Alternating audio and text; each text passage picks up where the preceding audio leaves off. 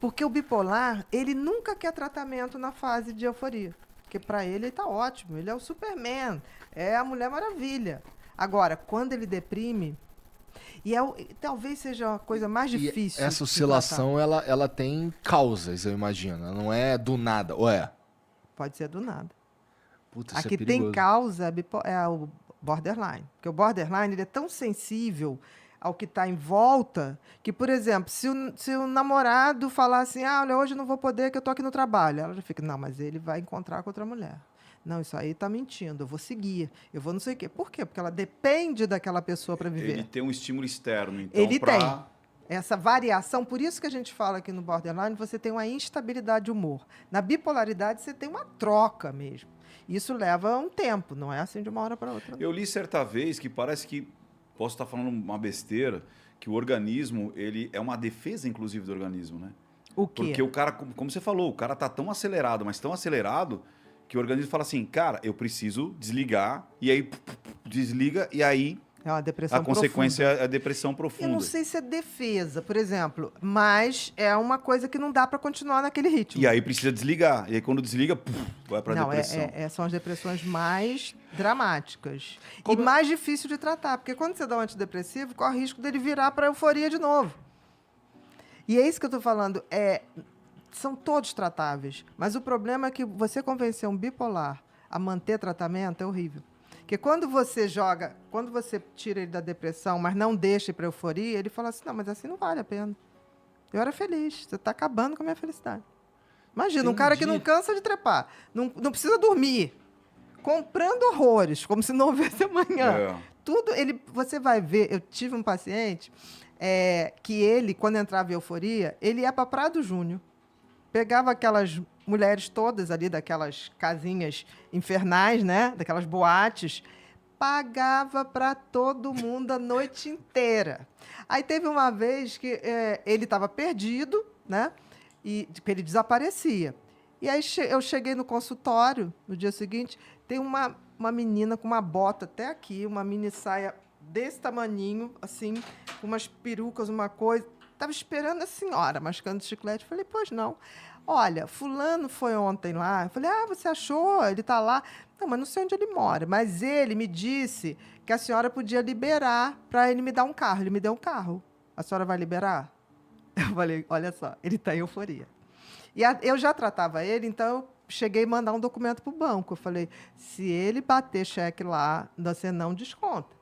Aí, o que ele fez? Ele deu, na época era o cheque, e ele prometeu uma Mercedes classe A, você lembra? Nossa. Aí eu falei, olha, vamos fazer o seguinte, me ajuda a achar ele, que ele não está bem.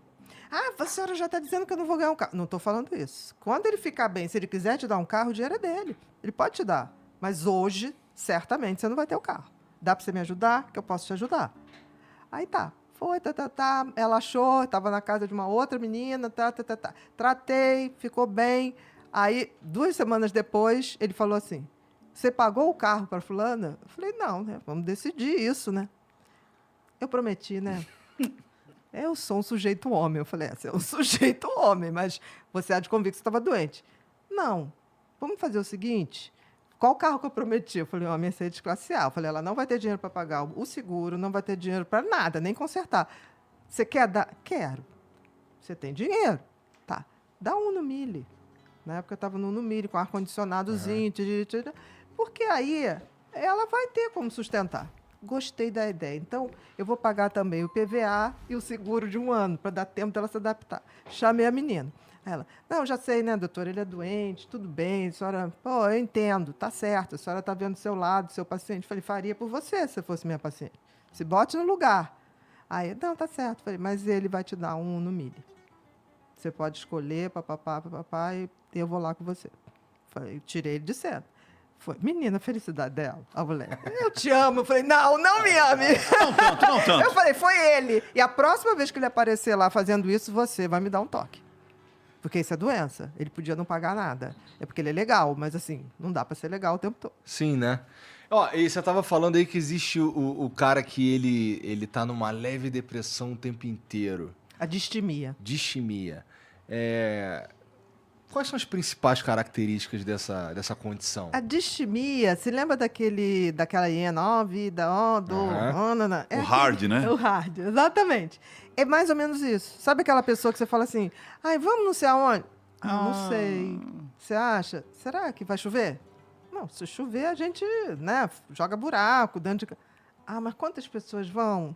Sabe aquela pessoa que nunca é... Tipo Sempre assim, não, busca vambora, o seja copo que for. vazio, meio copo vazio. A distimia é muito chata, é pior de tratar.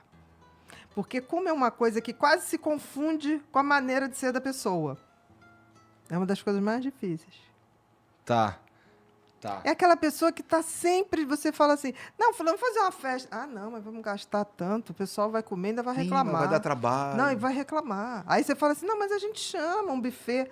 Não, mas vai fazer uma sujeira. Isso é facilmente confundido com um cara que tá só de saco cheio, né? Sim, mas aí o saco cheio é um momento. A distimia é o tempo todo. O Pô, cara pode eu tô de estar no saco cheio o estresse. tempo todo. Não. É suspeito. Mas eu já passei por tratamento psiquiátrico, já tomei antidepressivo, já tomei até uns antipsicóticos. Cara, mas assim, conversando com a minha médica,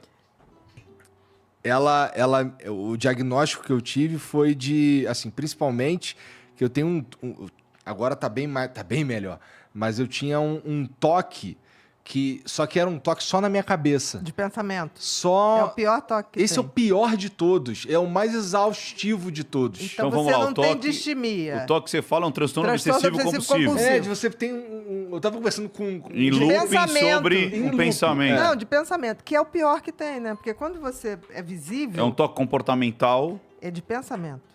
Não, É não, o tô dizendo, pior. quando é um toque comportamental, a gente Sim, consegue mudar você o consegue ajudar comportamento, ali isolar. a pessoa te pede para tirar esse copo, botar daqui, que ele não bota a mão. Aí você fala, não vou fazer. Aí a pessoa vai e acaba fazendo. O pensamento, ninguém vê. Putz, e ele é incontrolável, né? Dele é incontrolável. E aí? O Remédio? toque- E aí de você entra numa pensamento- pira assim, ó. Vou te falar como é que é. Você entra numa pira assim. Não vou pensar nisso, mas só de pensar, Já não vou pensou, pensar nisso, já pensei. pensou. E aquela porra te consome o dia inteiro e você não consegue pensar em mais nada. E eu não... E assim... Você pode falar sobre o que você pensava ou é uma coisa muito... Não, Tá, então não não. fala não, porque desperta, abre o portal. Tá. Eu nunca pergunto a um toque que chega para se tratar, eu falo do que se trata seus pensamentos. Eu falo assim, você só pensa merda, né? Mas vamos lá.